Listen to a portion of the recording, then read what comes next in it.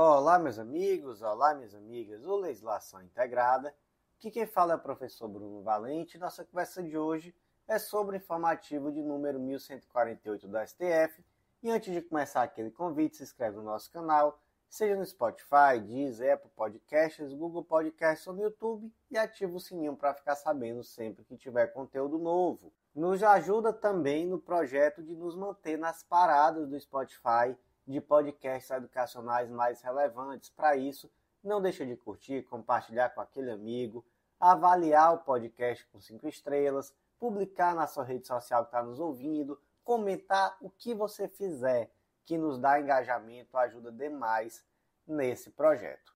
Último convite, nos segue no Instagram, @legislação_integrada, onde todo dia tem novidade e sem mais delongas, vamos para o primeiro julgado de hoje.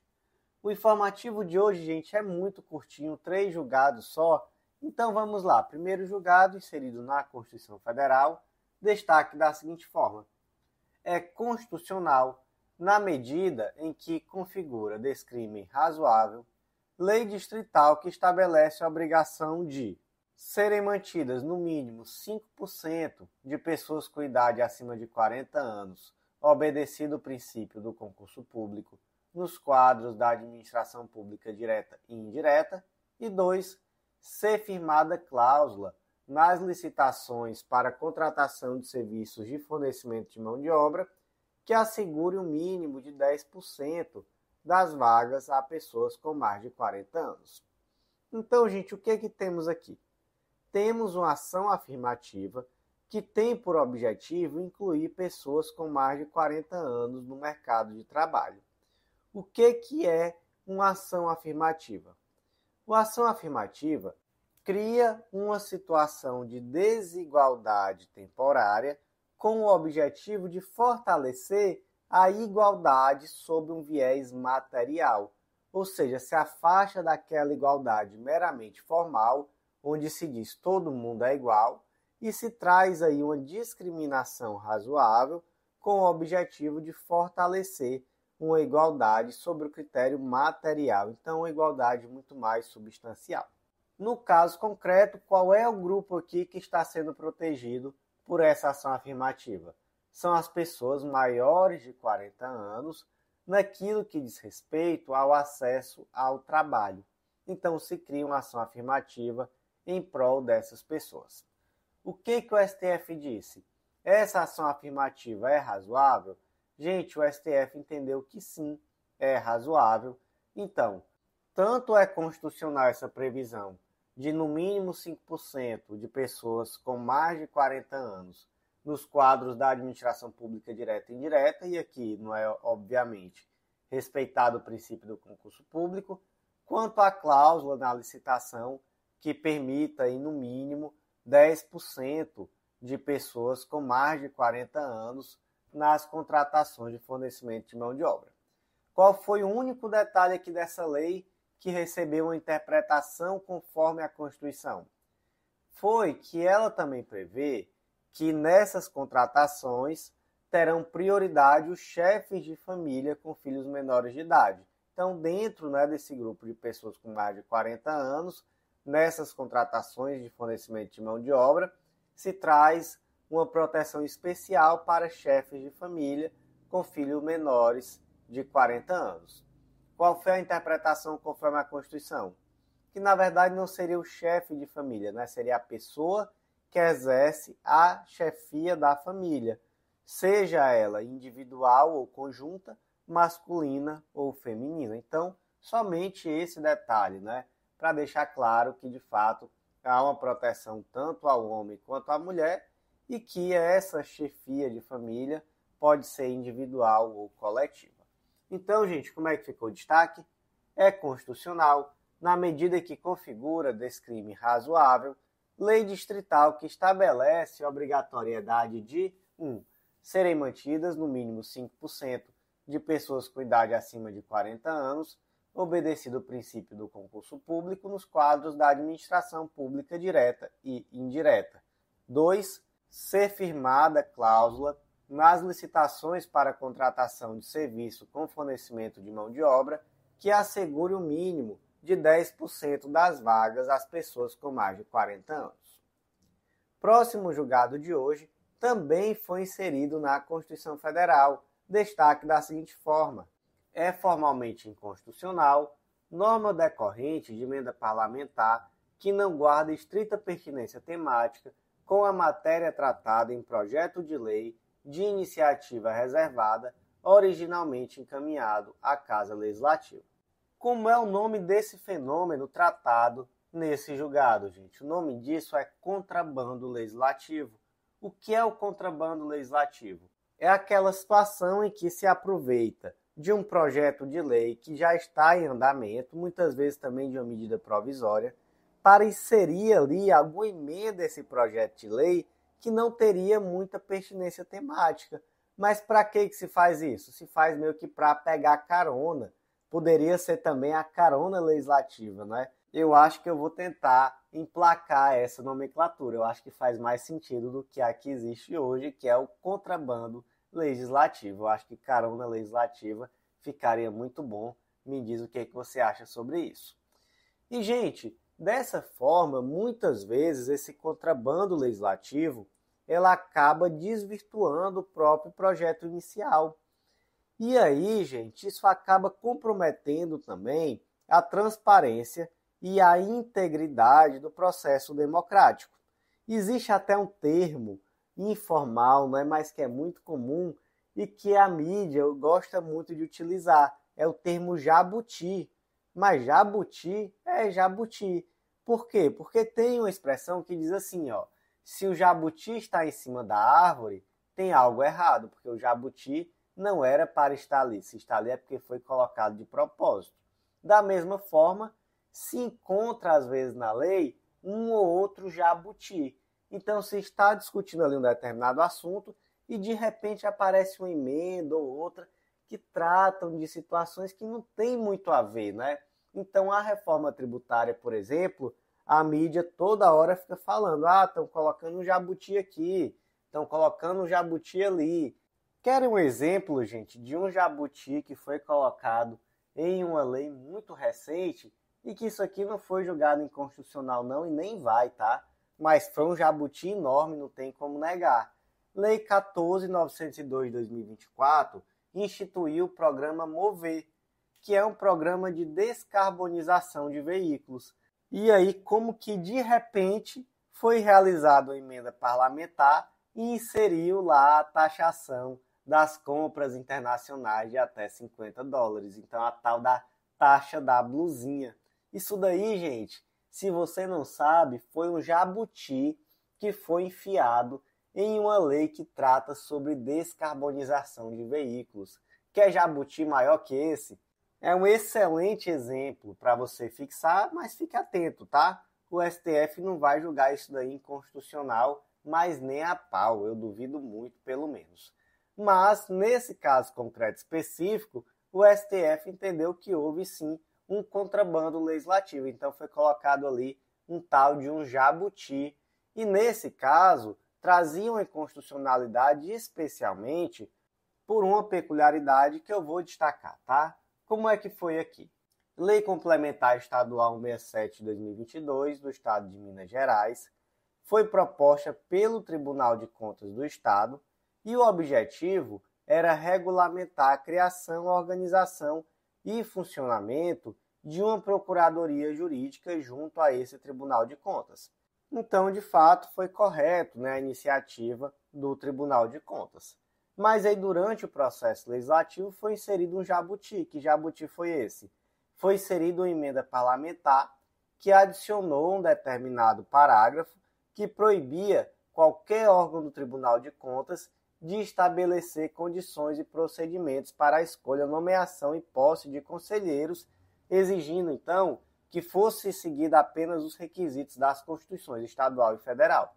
Ou seja, o Tribunal de Contas não podia regulamentar nenhum tipo de procedimento adicional, além daquele que estava na Constituição Estadual e Federal. E aí, qual foi o problema determinante aqui para o reconhecimento da inconstitucionalidade? O problema era que a iniciativa de uma lei tratando sobre isso tinha que ser do Tribunal de Contas. Acontece que utilizou-se ali de um estratagema para mudar a regra do jogo.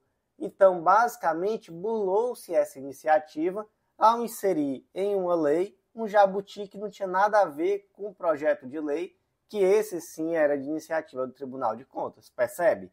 Então, em um caso como esse, realmente não é possível considerar válida essa emenda parlamentar, porque além de ser uma emenda parlamentar totalmente estranha ao projeto original, isso acaba violando a iniciativa que seria privativa aqui do Tribunal de Contas. Então, gente, como é que ficou o destaque? É formalmente inconstitucional, norma decorrente de emenda parlamentar que não guarda estrita pertinência temática com a matéria tratada em projeto de lei de iniciativa reservada originalmente encaminhada à Casa Legislativa. Gente, eu vou fazer um convite muito rápido e muito especial. Se você ainda não conhece o Clube da Lei, vem fazer parte. Com certeza vai ser um baita diferencial nos seus estudos. Basta acessar legislaçãointegrada.com.br e você vai conhecer esse clube que te dá acesso a todos os materiais de lei seca e jurisprudência do Legislação Integrada, a mais de 100 planos de leitura, inclusive planos focados em editais específicos recém-lançados e com tudo que você precisa para o seu estudo de lei seca e jurisprudência. Valor único, super acessível, então vem fazer parte. Também vem conhecer a Editora Integrada, vem publicar com a gente. Você vai ver que é mais fácil do que você imagina e com certeza vai ser um baita diferencial em uma futura prova de títulos. Então, o último julgado de hoje foi inserido na Constituição Federal, destaque da seguinte forma: é constitucional na medida em que não viola a competência exclusiva da União para organizar e manter as polícias civil, penal e militar e o Corpo de Bombeiros Militar do DF e 2. Observa a regra da unicidade de regime previdenciário em cada ente federativo, norma distrital que vincula os integrantes das carreiras de segurança pública do DF ao regime próprio de previdência social local. E, gente, cuidado com esse julgado, tá? Cuidado mesmo. Porque quando se fala em órgão de segurança pública do DF, nós temos uma situação muito peculiar. E eu vou já explicar por quê. Mas antes vamos contextualizar. Nós temos aqui a Lei Complementar 769 de 2008 do Distrito Federal, e ela basicamente vinculou os integrantes das carreiras de segurança pública do DF ao regime próprio de previdência social do DF. Pergunta-se, trata-se de uma lei constitucional? Gente, sim, a lei é constitucional. Agora, por que essa lei é constitucional? Vamos lá, vamos entender por que a situação é peculiar quando se trata de órgãos de segurança pública do DF e vamos entender por que apesar dessa peculiaridade, se trata de uma lei constitucional. Gente, está no artigo 21, inciso 14 da Constituição, que compete à União, olha só por que é peculiar, compete à União organizar e manter a Polícia Civil, a Polícia Penal, a Polícia Militar e o Corpo de Bombeiros Militar do DF, bem como prestar assistência financeira ao DF para a execução dos serviços por meio de um fundo próprio. Nossa, que peculiar, não é? Cabe à União manter a Polícia Civil, Polícia Penal, Polícia Militar e Corpo de Bombeiros Militar do DF. Estranho, né? Estranho, mas é assim que funciona. E, além disso, existe esse dever da União de prestar assistência financeira ao DF para a execução desses serviços públicos de segurança. E é por conta disso que nós temos a súmula vinculante 39, que determina que compete privativamente à União legislar sobre vencimentos dos membros da Polícia Civil e Militar e do Corpo de Bombeiros Militar do DF, da mesma forma teor da súmula 647 do STF. Então, olha só, a quem compete legislar sobre vencimentos dos órgãos de segurança pública do DF? Compete à União. Agora eu vou fazer outra pergunta. A quem compete legislar sobre regime previdenciário dessas instituições? Compete à União também? Não, não compete à União. A competência para legislar sobre vencimentos é da União. Agora, para legislar sobre regime previdenciário é do Distrito Federal. Sabe por quê? Porque, apesar dessa situação peculiar, os integrantes dos órgãos de segurança pública do DF, eles têm vínculo funcional e administrativo com o DF e não com a administração pública federal. E, consequentemente, eles integram a estrutura orgânica do poder executivo distrital e se submetem ao poder hierárquico do governador. Então, partindo dessa premissa, a quem compete legislar sobre regime de previdência desses servidores? Compete ao DF. Ok? Ok. Segundo ponto, o artigo 40, parágrafo 20 da Constituição Federal, e a redação mais atual é a dada pela emenda 103 de 2019, veda que exista mais de um regime próprio de previdência social no mesmo órgão. Então, por exemplo, o DF só pode ter um regime próprio de previdência social para os seus servidores. Então, não pode ter, por exemplo, um regime próprio para os militares, outro para os civis, outro para os membros do Poder Judiciário, outro para os membros do MP. Não, tem que ser o regime único dentro do Estado. Então, partindo disso, desse princípio, que é da unicidade de regime próprio de previdência, então também é acertada essa decisão tomada nessa lei distrital, que integra também os servidores da segurança pública ao regime próprio de previdência social do Distrito Federal. Então, como ficou o destaque, é constitucional na medida em que 1. Não viola a competência exclusiva da União para organizar e manter as polícias civil, penal e militar e o Corpo de Bombeiros Militar do DF, e 2. Observa a regra da unicidade de regime previdenciário em cada ente federativo, norma distrital que vincula os integrantes das carreiras de segurança pública do DF ao regime próprio de previdência social local. Meus amigos, por hoje foi isso, informativo curtinho. Eu agradeço muito mesmo a você que ouviu até o final. Nos ajuda dando aquela força, avaliando o nosso podcast com 5 estrelas no Spotify, compartilhando com aquele amigo, deixando aquele comentário. Tudo isso vai trazer relevância para o nosso podcast e ele com certeza vai ser muito mais distribuído. Eu te agradeço demais e eu te aguardo no nosso próximo podcast. Até lá!